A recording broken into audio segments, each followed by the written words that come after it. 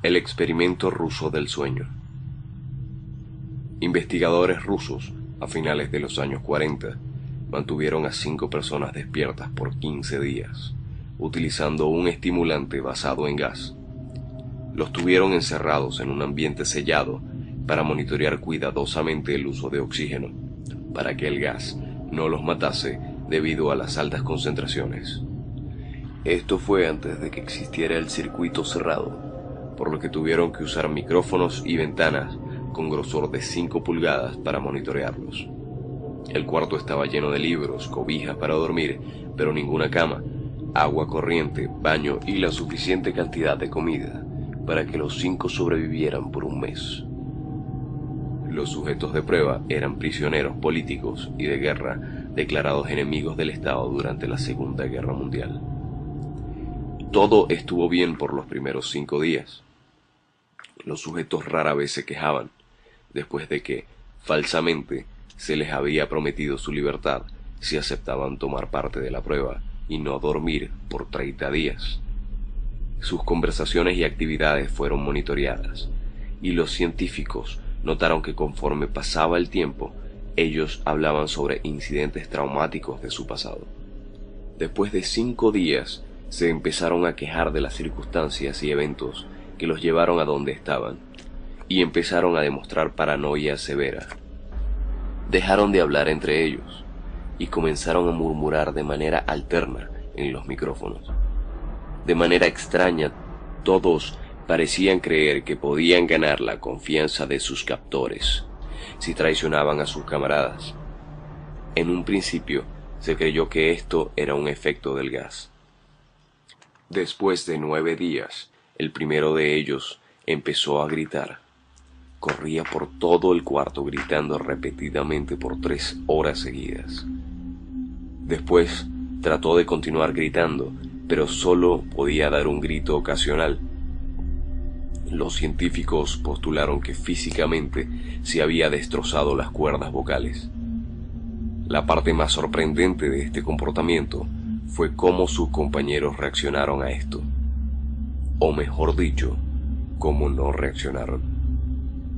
Continuaban murmurando en los micrófonos hasta que el segundo de los prisioneros comenzó a gritar. 2 de los prisioneros que no gritaban tomaron los libros y los llenaron página tras página de sus propias heces y de manera calmada los pusieron sobre las ventanas del cuarto. Los gritos cesaron de repente, al igual que los murmullos en los micrófonos. Pasaron otros 3 días. Los investigadores chequeaban los micrófonos constantemente para asegurarse de que trabajaban, porque creían que era imposible no escuchar sonidos con 5 personas dentro. El consumo de oxígeno indicaba que los 5 debían seguir vivos.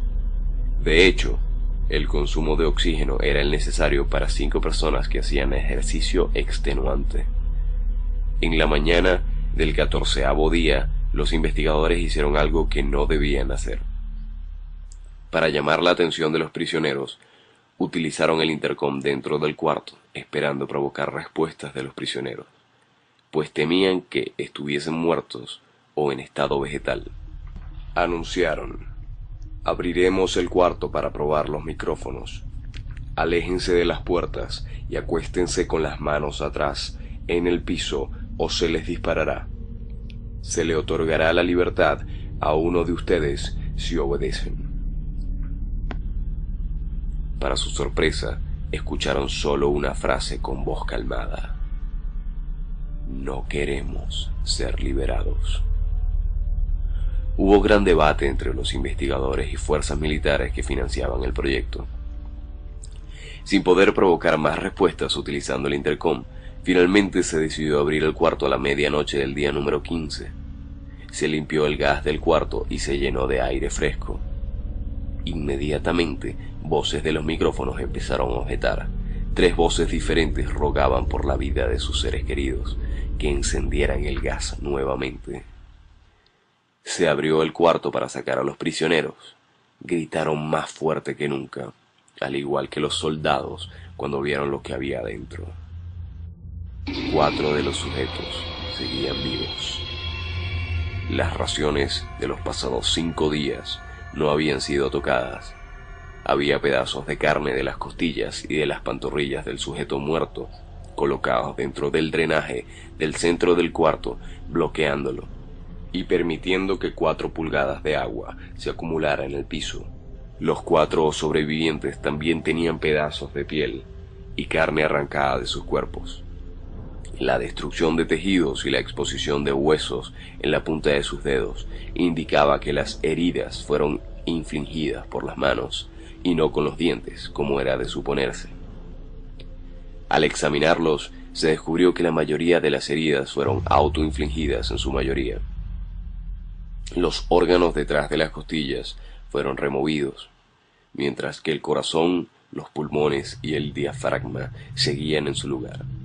La piel y la mayoría de los músculos pegados a las costillas fueron arrancados, exponiendo a los pulmones. El tracto digestivo de los 4 sujetos podía verse trabajar, digiriendo comida. Rápidamente se hizo aparente que estaban digiriendo su propia carne y que ellos la arrancaron y se la comieron en el transcurso de los días. La mayoría de los soldados eran fuerzas especiales rusas en las instalaciones, pero aún así, muchos se negaron a regresar al cuarto para sacar a los prisioneros. Estos, sin embargo, insistían a gritos que los dejaran adentro y de manera alterna rogaron y demandaron que se encendiera el gas nuevamente para evitar quedarse dormidos. Para sorpresa de todos, los sujetos pusieron una resistencia feroz durante la extracción. Un soldado ruso falleció cuando un sujeto le mordió el cuello. Otro fue gravemente herido cuando otro de los prisioneros le mordió la arteria femoral y los testículos. Otros 5 soldados perdieron la vida, si cuentas a aquellos que se quitaron la vida en las semanas consecuentes al incidente. Durante la lucha, uno de los prisioneros dañó su brazo. Sangrando de manera casi inmediata, se intentó sedar al sujeto, pero fue imposible. Se le inyectó más de 10 veces la dosis humana de morfina, y aún así luchó como un animal rodeado, rompiendo las costillas y un brazo de un doctor. Se le veía latir su corazón al máximo por 2 minutos completos, mientras se desangraba, y continuó gritando por más de 3 minutos, atacando a quien se le acercara, repitiendo la palabra más, una y otra vez, cada vez más débil hasta que cayó en silencio. Los otros 3 sobrevivientes fueron inmovilizados fuertemente y llevados hacia las instalaciones médicas. 2 de ellos, con las cuerdas vocales intactas, demandaban continuamente más gas para permanecer despiertos.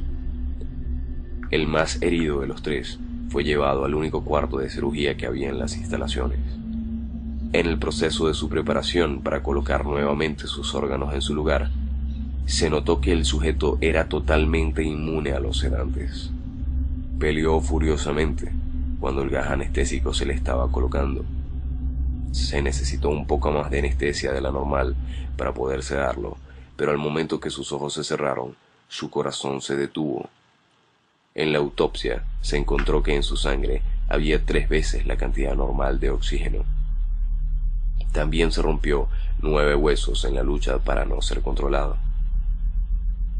El segundo sobreviviente era el que primero gritó del grupo. Con sus cuerdas vocales destruidas, él no pudo objetar la cirugía, y solo reaccionaba agitando violentamente la cabeza en desacuerdo cuando se le administraba el gas anestésico. Afirmó violentamente con la cabeza cuando alguien sugirió en hacer la cirugía sin anestesia, y no reaccionó durante la misma, que duró 6 horas, en la cual se intentó reemplazar sus órganos abdominales y cubrirlo con lo que quedaba de su piel. El cirujano afirmó que era médicamente imposible que el sujeto siguiera con vida. Una enfermera aterrada que ayudó en la cirugía comentó que la boca del paciente formaba una sonrisa cada vez que sus ojos se encontraban. Cuando la cirugía terminó, el sujeto miró al cirujano y empezó a hacer sonidos fuertemente, como tratando de hablar. Asumiendo que esto era de gran importancia, el cirujano le entregó un papel y una pluma para que el paciente pudiera comunicarse. «Sigue cortando», escribió. Se le hizo la misma cirugía sin anestesia a los otros 2 sujetos. Se les tuvo que inyectar un paralítico, pues ellos reían constantemente y le era imposible realizar la operación así al cirujano. Una vez paralizados, solo podían interactuar con sus ojos. En el momento en que pudieron hablar nuevamente, exigieron una vez más el gas estimulante. Los investigadores trataron de averiguar por qué se lastimaron de esa forma así y por qué querían el gas nuevamente. La única respuesta fue: debo permanecer despierto. Se reforzaron a los 3 sujetos y los devolvieron al cuarto, para la espera de su destino. Los investigadores, enfrentando la furia de sus benefactores militares por haber fallado las metas del proyecto, consideraron dar eutanasia a los prisioneros. El comandante, un ex KGB, vio potencial en el proyecto y en su lugar decidió ver qué pasaría si ponían el gas nuevamente. Los científicos se negaron rotundamente, pero al final tuvieron que aceptar. En preparación para ser sellados nuevamente en el cuarto, los prisioneros fueron conectados a un monitor EEG. Para sorpresa de todos, los 3 dejaron de pelear en el momento en que se dieron cuenta que los regresarían al gas. En este momento era obvio que los 3 estaban haciendo un gran esfuerzo por mantenerse despiertos. Uno de los prisioneros estaba murmurando una canción. El sujeto mudo peleaba con sus ataduras de piel como si tratara de enfocarse con algo. El último sujeto mantenía su cabeza en la almohada y parpadeaba rápidamente. Siendo este el primero al que se le puso el EEG, la mayoría de los investigadores monitoreaban sus ondas cerebrales con sorpresa. Eran normales la mayor parte del tiempo.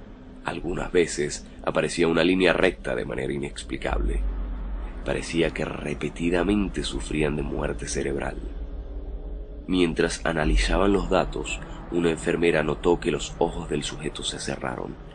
Sus ondas cerebrales cambiaron inmediatamente por las de sueño profundo. Luego se pusieron rectas y de manera simultánea su corazón se detuvo. El único sujeto que quedaba, que podía hablar, comenzó a gritar para que lo encerraran en ese momento. Sus ondas cerebrales mostraban las líneas rectas del sujeto que acababa de morir por quedarse dormido. El comandante dio la orden de sellar el cuarto con los prisioneros, junto con 3 de los científicos. Uno de los 3 inmediatamente tomó un arma y abrió fuego contra el comandante, matándolo de un tiro entre los ojos. Después apuntó al prisionero mudo y le voló el cerebro. Apuntó al prisionero que quedaba vivo, mientras que los demás investigadores escaparon del cuarto. «No me encerrarán con estas cosas, no contigo», le gritaba al prisionero que estaba atado al camastro. «¿Qué eres?», demandó. «Necesito saber». El prisionero sonrió. «¿Tan fácilmente te has olvidado de mí?», el prisionero preguntó. «Somos ustedes.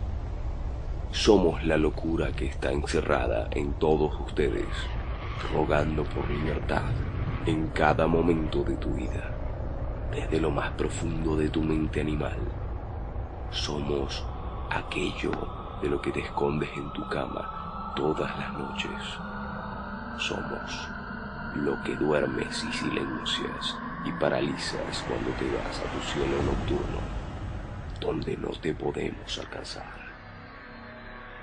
El investigador hizo una pausa, apuntó al corazón del prisionero y disparó. El EEG mostró una línea recta, mientras el sujeto débilmente murmuró: «Casi tan libre».